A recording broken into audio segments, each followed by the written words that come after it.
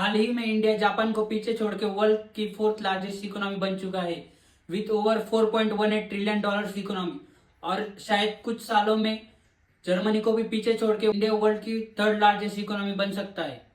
GDP के भी तीन प्रकार होते हैं। पहला nominal GDP measured without adjusting inflation. दूसरा है real GDP with adjusting inflation और करंट प्राइजेस। और तीसरा है पर कैपिटा इनकम। ये एक इंडिविजुअल की इनकम से कैलकुलेट किया जाता है। जैसे कि इंडिया की पर कैपिटा इनकम है $2,800 और गेस व्हाट, यूएस की पर कैपिटा इनकम है $87,000।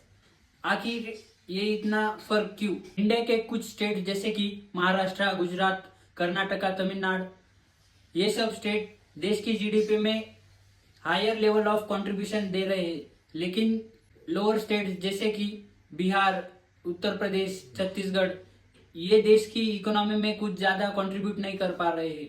इसीलिए पर कैपिटा इनकम में इतनी अनइक्विवेलेंस दिख रही है। देश की पर कैपिटा इनकम कैसे अपलिफ्ट कर सकते हैं, आइए जानते हैं कुछ ऐसे मेजर्स से।